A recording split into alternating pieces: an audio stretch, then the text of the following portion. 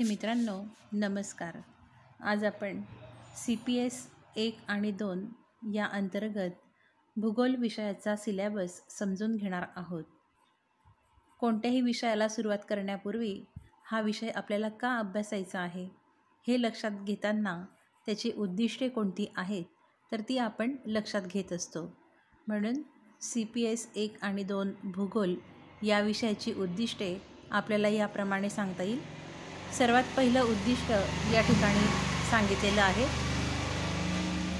To understand the nature and structure of geography. म्हणजेच हा विषय अभ्यासल्यानंतर तुम्हाला भूगोल विषयाचे स्वरूप आणि रचना लक्षात येणार आहे. त्यानंतर 2, to understand the CCM for teaching of geography.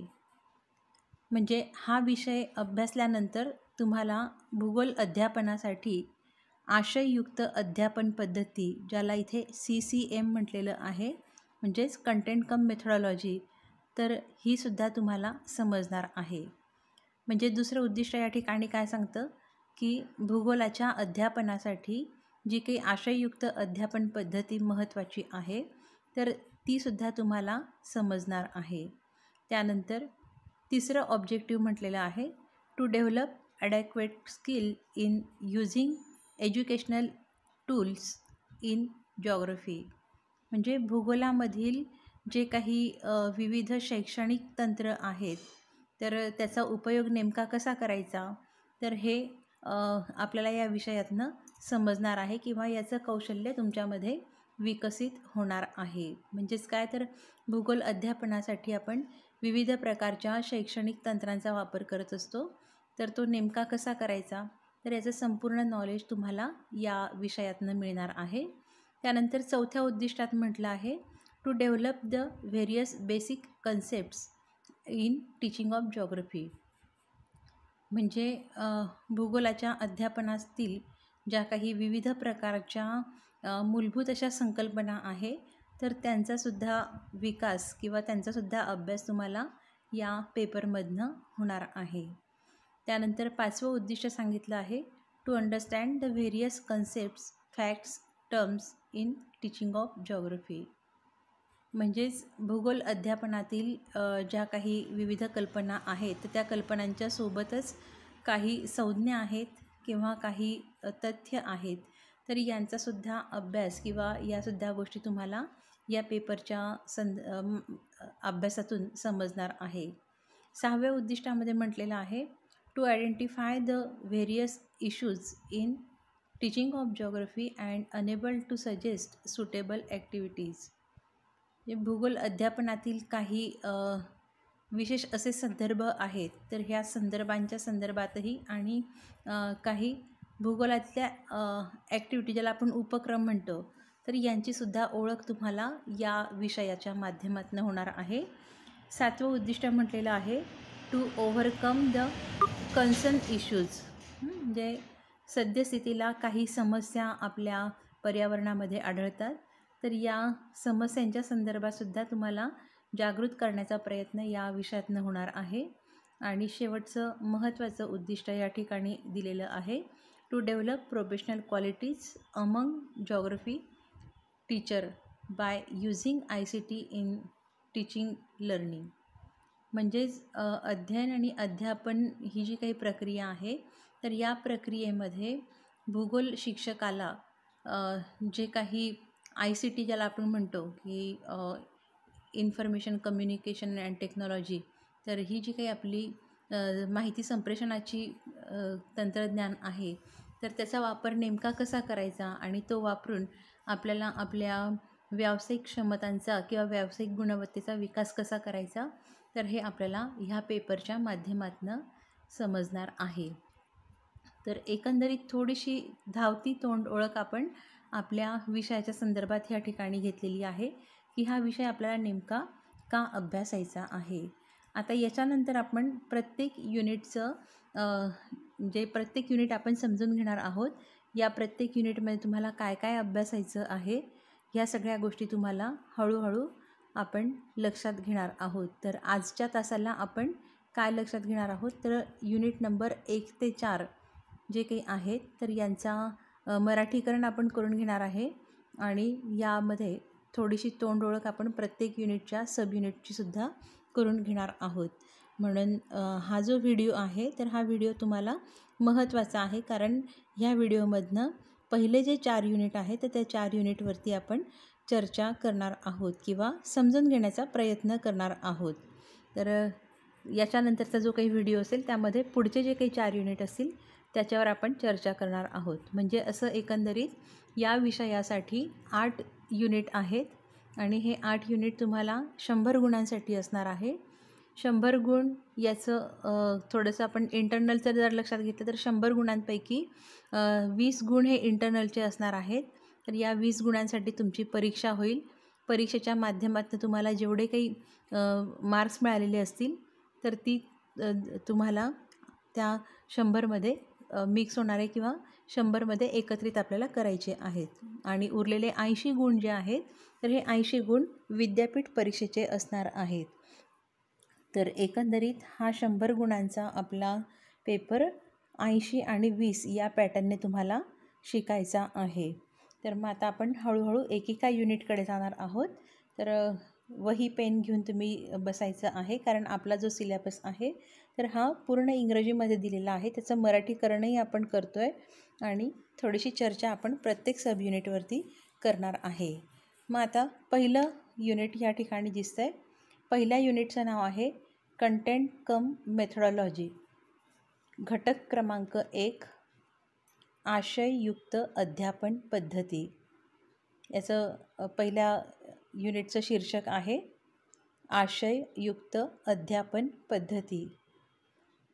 मग या युनिटमध्ये एकूण 10 सब युनिट आपल्याला दिसत आहेत. तर या 10 सब युनिटचं आपण थोडंसं मराठीकरण करून घेऊया. सर्वात पहिलं सब युनिट इथे दिसतं आहे concept, nature and scope of CCM. मग आता CCM काय आहे हे तुम्हाला लक्षात आलं असेल, कारण आपल्या युनिटचं नावच कन्सेप्ट कम मेथडॉलॉजी असं आहे, कंटेंट कम मेथडॉलॉजी असं आहे.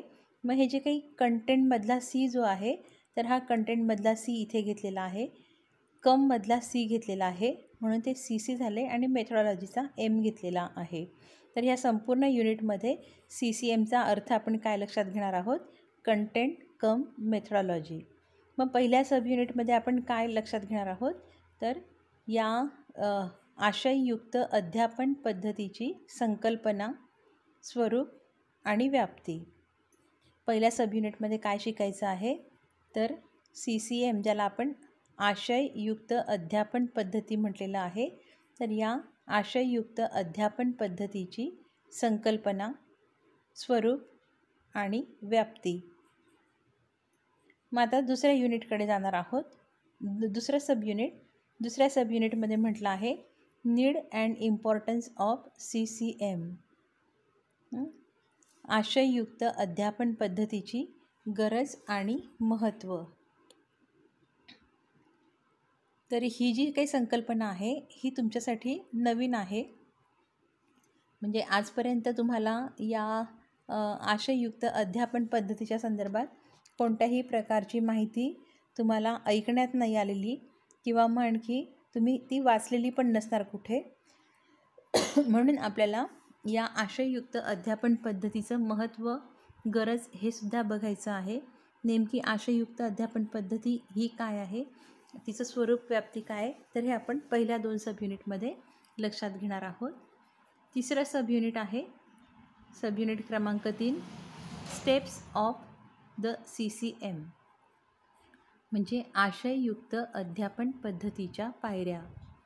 तर ही जी काही आशययुक्त अध्यापन पद्धती आहे तर ह्या आशययुक्त अध्यापन पद्धतीचा अभ्यास आपल्याला विशिष्ट स्टेपने करायचा आहे, विशिष्ट पायऱ्यांनी करायचा आहे. म्हणून त्या पायऱ्या आपल्याला ह्या तिसऱ्या सब युनिटमध्ये लक्षात घ्यायच्या आहे. यानंतरचं चौथं sub unit structure of CCM. यामध्ये 2 भाग केलेले आहेत त्यांनी, कन्सिस्टन्सी बिटवीन करिक्युलम आणि दुसरं सिलेबस अँड टेक्स्टबुक.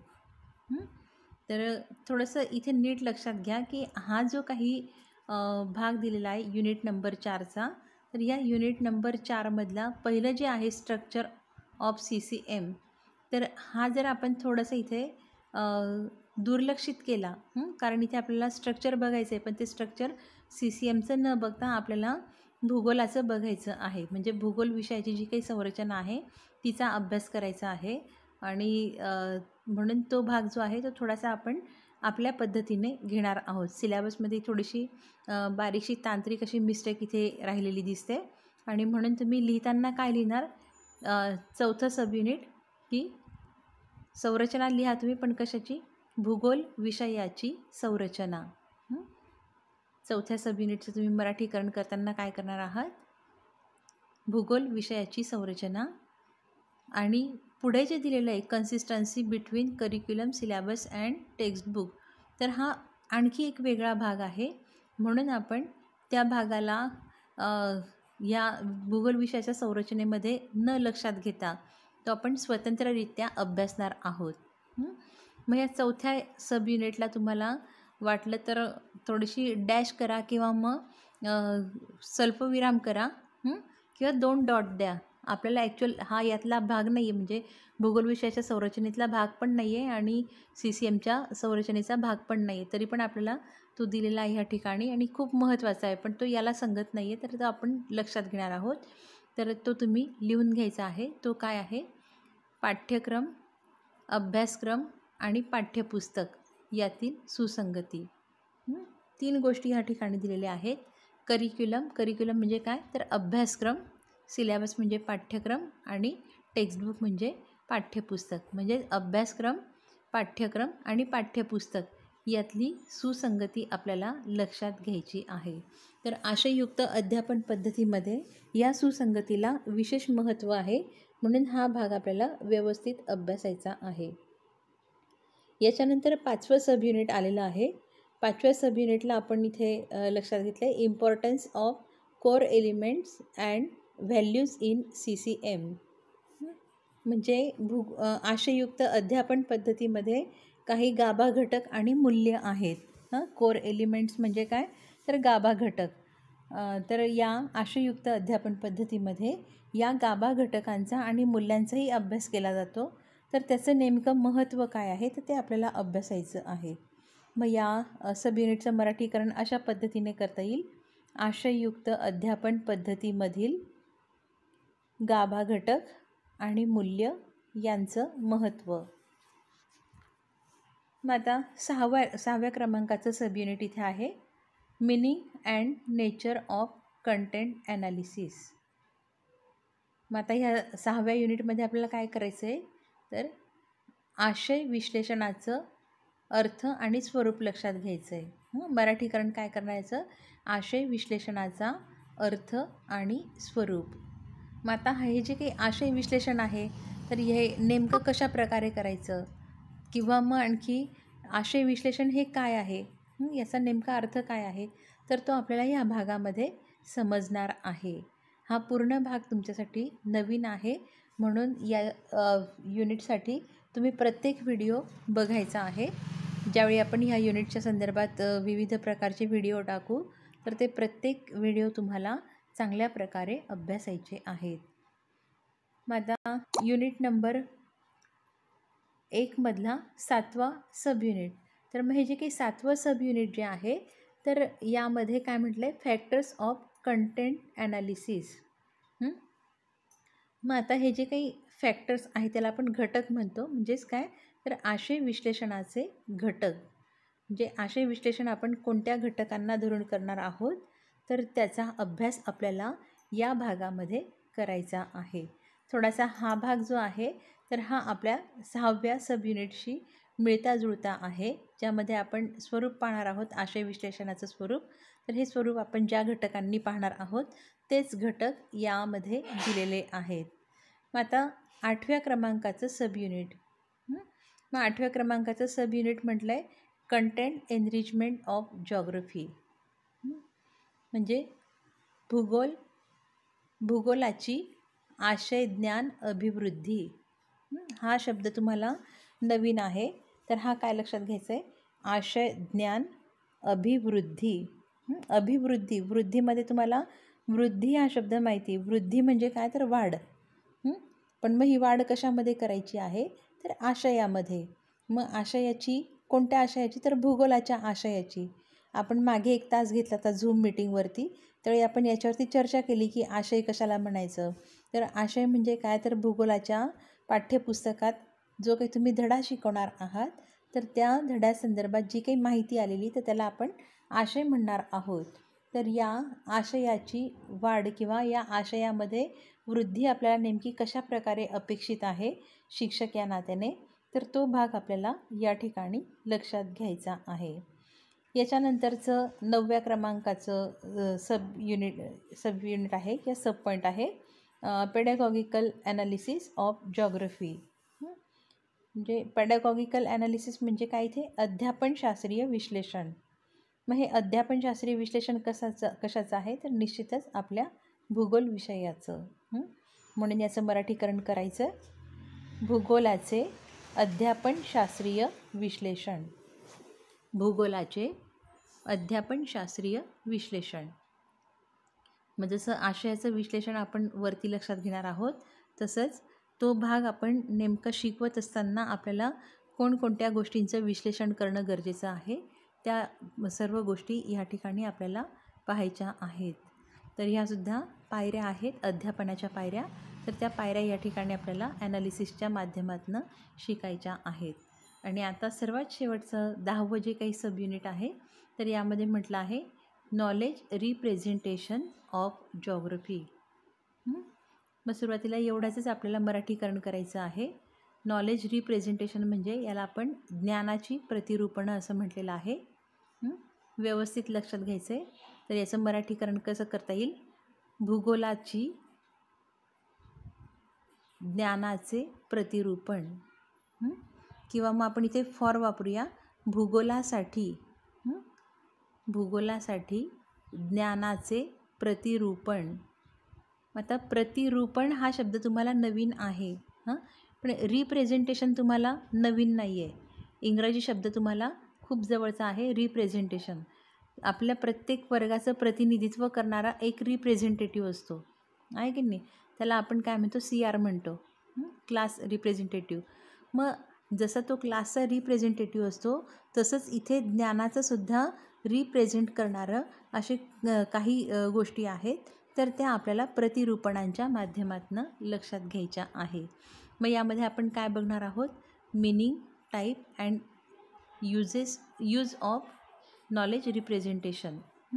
म्हणजे याच्यात आपण काय लक्षात घेणार आहोत की या ज्ञानाच्या प्रतिरूपणाचा अर्थ, प्रकार आणि त्याचा वापर आपण कसा करणार आणि त्याचे काही सामान्य तत्त्व आहेत तर त्या तत्त्वांचाही अभ्यास आपण या भागात करणार आहोत. तर एकंदरीत हे जे काही पहिलं युनिट आहे तर हे थोडंसं आपल्याला मोठं दिसतं आहे, मोठं आहे. तसंच ते आपल्या भूगोल शिक्षकासाठी खूप महत्त्वाचं आहे. ॲक्च्युअल ते मोठं जरी दिसत असलं तरी त्यामध्ये कठीण असा भाग काही नाही आहे, फक्त इतकंच की ते तुम्हाला नवीन आहे. आणि म्हणून आपल्याला ह्या प्रत्येक गोष्टीला जेवढा आवश्यक वेळ आहे तेवढा वेळ देऊन हा भाग अभ्यासायचा आहे. मग आता याच्यानंतर युनिट नंबर 2. युनिट नंबर 2ला शीर्षक दिलेलं आहे introduction for teaching of geography. म्हणजे भूगोल अध्यापनाची ओळख किंवा परिचय असं आपण याचं मराठीकरण करणार आहोत. भूगोल अध्यापनासाठी ओळख. मग आता याच्यामध्ये एकूण 6 सब युनिट दिलेले आहेत. तर हे युनिट लहान आहे पहिल्या युनिटच्या तुलनेत आणि भूगोल शिक्षकासाठी ते महत्त्वाचं आहे. यातला काही भाग तुम्ही तुमच्या ग्रॅज्युएशन लेवलला अभ्यासलेला आहे. यातले पहिले 2 टॉपिक तुम्ही अभ्यासले असतील. यातला पहिला मुद्दा आहे, पहिलं sub unit meaning and nature of geography. म्हणजे भूगोलाचा अर्थ आणि स्वरूप.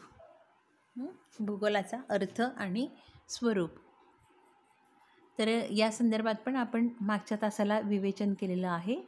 झूम मीटिंगद्वारे आपण जो तास घेतलेला होता तर त्यावेळी आपण याचा विचार केलेला आहे.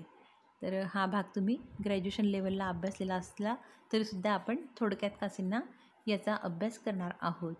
त्यानंतर दुसरं सब युनिट दिलं आहे, need and importance of teaching of geography. म्हणजेच काय की भूगोल अध्यापनाची गरज आणि महत्त्व. भूगोल हा जो काही विषय आहे तर हा का अभ्यास करावा, म्हणजे नेमकी त्याची गरज का आहे, आणि हा विषय आपण शिकल्यानंतर विद्यार्थ्यांमध्ये अशा कोणत्या गोष्टी येणार आहे की ज्यामुळे त्याचं महत्त्व त्यांना दैनंदिन आयुष्यामध्ये प्राप्त होणार आहे. तर अशा स्वरूपाचा हा भाग आपण गरज आणि महत्त्वाच्या दृष्टिकोनातनं लक्षात घेणार आहोत. आता तिसरं सब युनिटमध्ये general objectives for teaching of geography, म्हणजे भूगोलाच्या अध्यापनासाठी किंवा भूगोलाच्या अध्यापनाचे सर्वसामान्य हेतू. काय करणार याचं मराठीकरण, भूगोलाच्या अध्यापनाचे सर्वसामान्य हेतू. इथे ऑब्जेक्टिव्ह घेतलेलं आहे, उद्दिष्टे जरी असले तरी आपण इथे हेतू पाहणार आहोत, कारण उद्दिष्टे आपल्याला पुढच्या भागात लक्षात घ्यायची आहे. म्हणून हेतू हा शब्द, सर्वसामान्य हेतू हा शब्द इथे लक्षात घ्यायचा आहे. मग आता युनिट नंबर 2मधला चौथं सब युनिट. मग चौथं आणि पाचवं जे काही सब युनिट आहे तर हे उद्दिष्टांचं आहे. Objectives of teaching of geography, आणि पाचव्या युनिटमध्ये पण objectives of teaching of geography असं दिलेलं आहे. मग हे चौथं आणि पाचवं जे काही युनिट आहे तर यामध्ये आपल्याला काय करायचं आहे, तर भूगोल अध्यापनाची उद्दिष्टे लक्षात घ्यायची आहे. मग भूगोल अध्यापनाची जी उद्दिष्टे आहे ती चौथ्या क्रमांकाच्या सब युनिटमध्ये आपल्याला लोअर लेवलची बघायची आहे. लोअर लेवल म्हणजे काय की जे काही आपण इयत्ता 5वी ते 10वीचा जो काही सिलॅबस म्हणतो तर त्यामध्ये 5वी ते 8वीचे जे वर्ग आहे तर त्यासाठी आपण पाहणार आहोत की अप्पर प्रायमरी याला आपण म्हणतो किंवा हायर प्रायमरी म्हणतो. तर यामध्ये 6वी ते 8वी किंवा 5वी ते 8वी असं आपण लक्षात घेणार आहोत. तर हे जे काही आहे हे आपल्या शालेय स्तराचे हे वर्ग आहेत, ज्याला आपण अप्पर प्रायमरी किंवा हायर प्रायमरी म्हटलेलं होतं. तर ॲक्च्युअल तो 6, 7 आणि 8 हे 3 वर्ग येतात, पण इथे 5वी ते 6वी लिहिलं आहे, तिथे थोडंसं आपल्याला करेक्शन करायचं आहे. मग आता 5व्या सब युनिटमध्ये मग जे वरचे वर्ग आहेत म्हणजे 9वी ते 12वीचे, तर ते शिकविण्यासाठी कोणती उद्दिष्टे शिक्षकाच्या डोळ्यासमोर असली पाहिजे तर त्याचा अभ्यास आपल्याला 5व्या सब युनिटमध्ये करायचा आहे. आणि या युनिटमधलं शेवटचं सब युनिट दिलेलं आहे नेचर ऑफ सिलॅबस. म्हणजे प्रत्येक इयत्तेला जो काही सिलॅबस दिला आहे किंवा पाठ्यक्रम ज्याला आपण म्हणतो हा जो दिलेला आहे तर हा नेमका कसा तयार केला जातो तर त्याचं स्वरूप आपल्याला लक्षात घ्यायचं आहे. आणि हे जे काही स्वरूप आहे हे 3 पद्धतींनी मिळून तयार झालेलं आहे. त्या पद्धती कोणत्या, तर लिनियर, कॉन्सेंट्रिक आणि टॉपिक वाईज.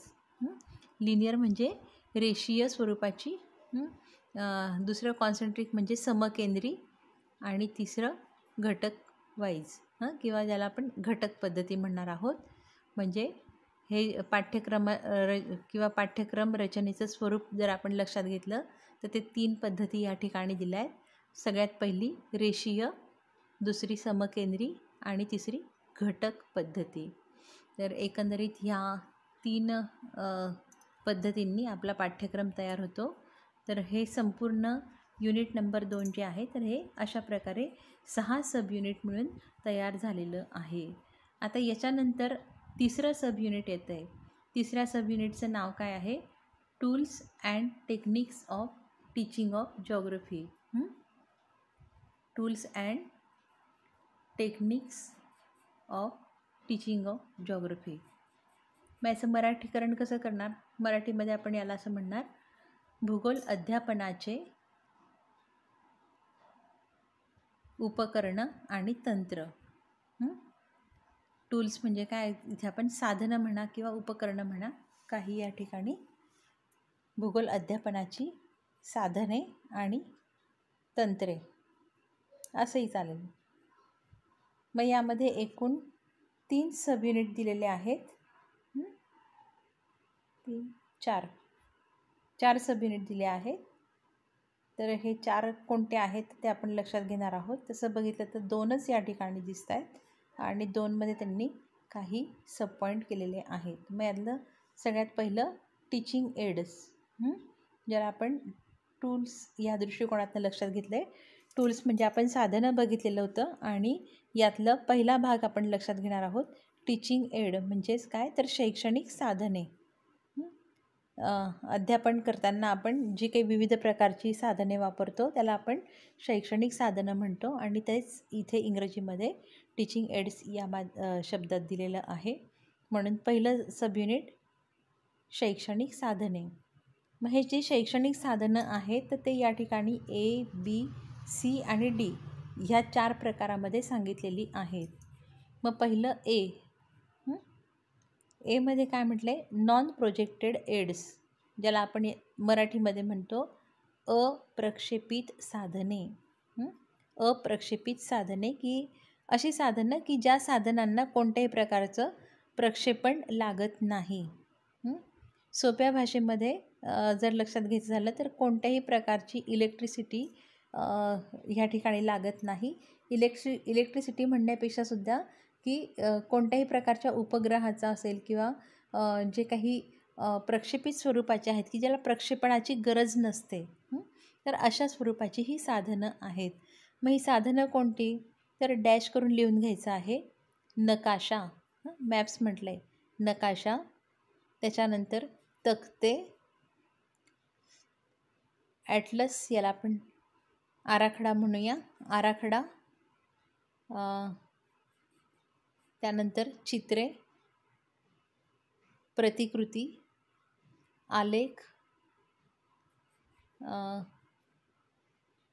त्यानंतर पृथ्वीची प्रतिकृती, ग्लोब ज्याला म्हटलं आपण, पृथ्वी गोल. स्पेसिमन म्हटलं आहे, जे की जर्नल्स वगैरे असतात. त्यानंतर ब्लॅकबोर्ड.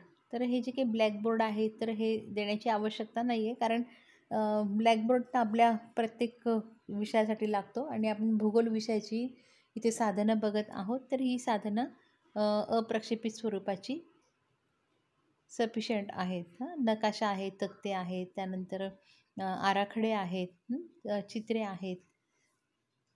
तर ह्या सगळ्या गोष्टी ज्या आहेत तर ह्या काय आहे, ह्या शैक्षणिक साधनांच्या अप्रक्षेपित साधनांमध्ये येतात.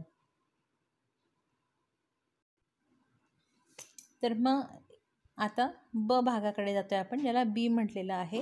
तर यामध्ये कुठलं आहे की प्रोजेक्टेड एड्स. प्रोजेक्टेड एड्स म्हणजेच काय, तर प्रक्षेपित साधनं. मग ही कोणकोणत्या प्रकारची आहे, तर OHP, ज्याला फुल फॉर्ममध्ये आपण म्हणतो ओव्हरहेड प्रोजेक्टर. त्यानंतर पुढचं आहे प्रोजेक्टर, त्याला प्रक्षेपण म्हणतो आपण, किंवा TV आहे पुढे, दूरदर्शन, स्लाइड्स विविध प्रकारच्या. हे सगळे काय आहेत, हे प्रक्षेपित साधनं आहेत. याला दूरदर्शन किंवा संगणकाचा किंवा मग प्रक्षेपणाची गरज असते. याशिवाय मग आणखी पुढे म्हटलं आहे मेट्रोलॉजिकल इन्स्ट्रुमेंट, आपण हवामानदर्शक उपकरणं म्हणतो. मेट्रोलॉजिकल इन्स्ट्रुमेंट म्हणजेच काय, तर हवामानदर्शक उपकरणं. नंतर पुढे म्हटलं आहे संगणक, मल्टीमीडिया म्हणजे समूह संपर्क साधनं, आणि शेवटी इंटरनेट, ज्याला आपण इंटरनेट म्हणूनच जास्त ओळखतो किंवा माहितीचं आंतरजाल ज्याला मराठीमध्ये आपण म्हणू शकतो. तर एकंदरीत अशा पद्धतीने हे प्रक्षेपित आणि अप्रक्षेपित स्वरूपाचे 2 साधनं आहेत. मग आता तिसऱ्या भागामध्ये म्हणजे C भागामध्ये यांनी म्हटलेलं आहे बुक्स. बुक्सला आपण मराठीमध्ये पुस्तके असं म्हणतो. मग ही कोणती कोणती पुस्तकं, तर यामध्ये लक्षात येतं टेक्स्ट बुक, पाठ्यपुस्तक, रेफरन्स बुक म्हणजे संदर्भ पुस्तक, टीचर हँडबुक्स म्हणजे शिक्षक हस्तपुस्तिका, जर्नल्स, जर्नल्सचा मराठीकरण आपण करणार नाही, जर्नल्स म्हणूया. त्यानंतर न्यूजपेपर, वर्तमानपत्र. तर अशा रीतीने C भागामध्ये आपल्याला विविध प्रकारची पुस्तके बघायची आहेत. आणि आता डी भाग जो आहे तर तो साधनांच्या दृष्टिकोनातनं लक्षात न घेता साधनं व्यवस्थित ठेवण्यासाठी जी काही जॉग्रफीची रूम आहे तर तिचा अभ्यास आपल्याला यामध्ये करायचा आहे. तर एकंदरीत भूगोलाची रूम ही कशी असली पाहिजे, भूगोलाची खोली कशी असली पाहिजे तर त्याचा अभ्यास आपल्याला या भागामध्ये करायचा आहे. याचं मराठीकरण तुम्ही केलं असेल, भूगोलाची खोली. आणि मग नंतर दुसरा जो काही सब पॉईंट आहे, टेक्निक्स, ज्याला आपण तंत्र म्हटलेलं होतं. तर या तंत्रामध्ये कोणती कोणती तंत्र आहेत, तर पहिलं सांगितलं आहे ऑब्झर्वेशन, दुसरं आहे क्वेश्चनिंग, तिसरं आहे लोकल जॉग्रफी आणि चौथं आहे मॅप रिडिंग. म्हणजे मग याचं मराठीकरण काय करणार आपण, ऑब्झर्वेशन म्हणजे काय तर निरीक्षण. तर निरीक्षण हे सुद्धा काय आहे, हे भूगोल अध्यापनाचं तंत्र आहे. जसं आपण जर चंद्रकला शिकवत असणार किंवा ग्रह तारे शिकवत असणार तर आपण मुलांना काय सांगतो की तुम्ही रात्रीच्या वेळी आकाशाचं निरीक्षण करा, तुम्हाला आकाशात काय काय दिसतं. तर हे निरीक्षण करणं हे सुद्धा काय आहे, तंत्र आहे. त्याच्यानंतर क्वेश्चनिंग म्हणजे प्रश्नोत्तर, आपण तासाला विविध प्रकारचे प्रश्न विचारतो, तर हे प्रश्नोत्तर काय, हे सुद्धा काय आहे, हे एक प्रकारचं तंत्र आहे. त्यानंतर लोकल जॉग्रफी, तर लोकल जॉग्रफीला आपण मराठीत स्थानिक भूगोल करणार आहोत. जरी आपण संपूर्ण जगाचा अभ्यास भूगोलात शिकवत असलो तरीसुद्धा प्रत्यक्षात विद्यार्थ्याने काय बघितलेलं असतं, तर त्याच्या जवळचा भूगोल बघितलेला असतो. त्याने स्थानिक भूगोलाचा अभ्यास हा प्रत्यक्ष अनुभवातनं केलेला असतो. म्हणून बऱ्याचदा आपण जगाचं उदाहरण किंवा जगाचं अभ्यास घेताना त्याला अनुभव जे आहेत ते अनुभव सांगताना स्थानिक भूगोलाचे सांगत असतो. म्हणून हे सुद्धा काय आहे, एक तंत्र आहे. आणि सर्वात महत्त्वाचं मॅप रिडिंग, ज्याला आपण नकाशा वाचन म्हणतो, तर हे सुद्धा तंत्र भूगोलाच्या अभ्यासासाठी म्हणण्यापेक्षा अध्यापनासाठी महत्त्वाचं तंत्र आहे. मग आता याच्यानंतरचं चौथं युनिट आपण या ठिकाणी लक्षात घेणार आहोत. चौथ्या युनिटचं नाव आहे टीचिंग ऑफ जॉग्रफी, भूगोलाचे अध्यापन. मग जसं तिसऱ्या युनिटमध्ये आपण शैक्षणिक साधनं बघितलेली होती, तर या चौथ्या युनिटमध्ये हे भूगोलाचं अध्यापन आपण नेमकं कसं करायचं तो भाग इथे अभ्यासणार आहोत. तर यामध्ये काही सूत्र सांगितलेली आहेत. पहिलं सब युनिट जे दिलेलं आहे यामध्ये काय म्हटलं, maxims of teaching of geography. मॅक्झिमचं स्पेलिंग नीट लिहायचं, काय, MAXIMS. मॅक्झिम्स याचा अर्थ सूत्र घेतलेला आहे. तर अध्यापनाची काही सूत्र असतात, तर इथे आपण भूगोल अध्यापनाची सूत्र पाहणार आहोत. सूत्र आपण गणित भूमितीमध्ये लक्षात घेतलेली आहे. असं जरी असलं तरी पण भूगोलाच्या अध्यापनाची सूत्र ही वेगळी आहेत. ती नेमकी कोणती, तर इथे दिलं आहे सिम्पल टू कॉम्प्लेक्स, त्याच्यानंतर known to unknown, concrete to abstract, त्याच्यानंतर पर्टिक्युलर टू जनरल. तर ही जी आहे ही भूगोल अध्यापनाची साधनं आहेत. तर याचं मराठीकरण करताना आपल्याला काय लक्षात येईल की ही कोणती कोणती आहेत, तर सिम्पल टू कॉम्प्लेक्स म्हणजे सोप्याकडून कठीणाकडे, नोन टू अननोन म्हणजेच काय की जे माहिती आहे जे माहीत आहे तर ते त्याच्याकडनं जे माहीत नाही तर याकडे आपल्याला विद्यार्थ्यांना न्यायचं आहे. त्यानंतर पुढचं कॉन्क्रीट टू ॲबस्ट्रॅक्ट, म्हणजे आपण विद्यार्थ्यांना पूर्णाकडून अंशाकडे जर शिकवत असू तर तो भाग आला. आणि पर्टिक्युलर टू जनरल याचा अर्थ विशेषाकडून सामान्याकडे असा होतो. तर हे तुम्हाला आज नवीन वाटत असलं तरी पण ॲक्च्युअल हे खूप छान भाग आहे आणि सोपा आहे, अतिशय सोपा आहे. तर भूगोलाचं अध्यापन सोपं करण्यासाठी आपल्याला ते नेमकं कशा प्रकारे करायचं, तर ते या सूत्रांचा आधार घेऊन आपल्याला समजून घ्यायचं आहे. तर एकंदरीत साधारण या संपूर्ण भागाला आपण 2 किंवा 3 तासामध्ये पूर्णपणे समजून घेणार आहोत. अतिशय चांगला भाग आहे, त्यामुळे जरी इथे आज तुम्हाला हे सगळं नवीन वाटत असलं तरी पण ते समजताना सोपं आहे, हे लक्षात घ्या. यानंतरचं दुसरं सब युनिट दिलेलं आहे correlation between teaching of geography and school subjects. मग याच्यामध्ये आपल्याला कोरिलेशन शिकायचं आहे. कोरिलेशनला आणखी एक नवीन शब्द इथे दिलेला आहे, समवाय. समवाय म्हणजे भूगोलाचा आणि इतर शालेय विषयांचा काय समवाय आहे. समवाय म्हणजेच त्यांचा एकमेकांशी काय संबंध आहे त्याचा अभ्यास आपल्याला या ठिकाणी करायचा आहे. मग हे कोणते कोणते विषय दिलेले आहेत, तर इतिहास, विज्ञान आणि मराठी या 3 विषयांचा समवाय आपल्याला इथे अभ्यासायचा आहे. आणि शेवटचं सबयुनिट इथे दिलेलं आहे या युनिटचं, टेक्स्टबुक ॲनालिसिस. टेक्स्टबुक ॲनालिसिस म्हणजेच काय, तर पाठ्यपुस्तकाचं विश्लेषण करायचं आहे आपल्याला. आणि पुढे म्हटलं टेस्टिंग म्हणजेच परीक्षण पण करायचं आहे. तर पाठ्यपुस्तक जे आहे विशिष्ट वर्गाचं, तर त्या पाठ्यपुस्तकाचं आपल्याला परीक्षण करायचं आहे, त्याचं विश्लेषण करायचं आहे. तर हे कोणत्या कोणत्या पद्धतीने करायचं, तर त्याचा अभ्यास आपल्याला ह्या भागामध्ये करायचा आहे. तर एकंदरीत तुम्हाला या ठिकाणी काय लक्षात आलं, की हे जे 4 युनिट आपण लक्षात घेतलेले आहेत, तर या 4 युनिटमध्ये भूगोल विषयाचं अध्यापन हे नेमकं कसं करायचं तेच पूर्ण 4ही युनिटमध्ये सांगितलेलं आहे. जर थोडासा धावता आढावा घ्यायचा झाला तर आपण पहिल्या युनिटमध्ये काय बघितलं, तर आशययुक्त अध्यापन पद्धती बघितली. आशययुक्त अध्यापन पद्धती ही सुद्धा काय आहे, आपल्याला अध्यापन करण्यास म्हणजे प्रभावी अध्यापन कसं करायचं ते सांगणारी पद्धती आहे. दुसऱ्याच्यामध्ये उद्दिष्टे नेमकी कोणती असतात किंवा तंत्र कोणते असतात किंवा पाठ्यक्रम नेमका कसा तयार झालेला आहे, तर हे सांगणारं हा दुसऱ्या युनिटचा भाग आहे. तिसऱ्या युनिटमध्ये आपण विविध प्रकारचे शैक्षणिक साधनं जे आहे त्यांचा अभ्यास करणार आहोत आणि कोणती कोणती तंत्र आहेत त्या तंत्रांचाही अभ्यास आपण या पहिल्या 4 युनिटमधल्या तिसऱ्या युनिटमध्ये करणार आहोत. आणि शेवटचं आताच जे 4थं युनिट पाहिलेलं आहे आपण, या 4थ्या युनिटमध्ये आपण विविध प्रकारची सूत्र आहेत अध्यापनाची ती बघणार आहोत. त्यानंतर भूगोलाचं जे काही अध्यापन आहे, तर हे अध्यापन करत असताना आपल्याला असं लक्षात येतं की काही भाग जो आहे तर तो इतर विषयांमध्ये पण आलेला आहे. उदाहरणार्थ मग इतिहासामध्ये काय, तर विविध प्रकारचे नकाशे आपण बघतो. तर नकाशा हा भाग आपल्या भूगोलाचा आहे. विज्ञान आणि भूगोल यांचा खूप जवळचा संबंध आहे.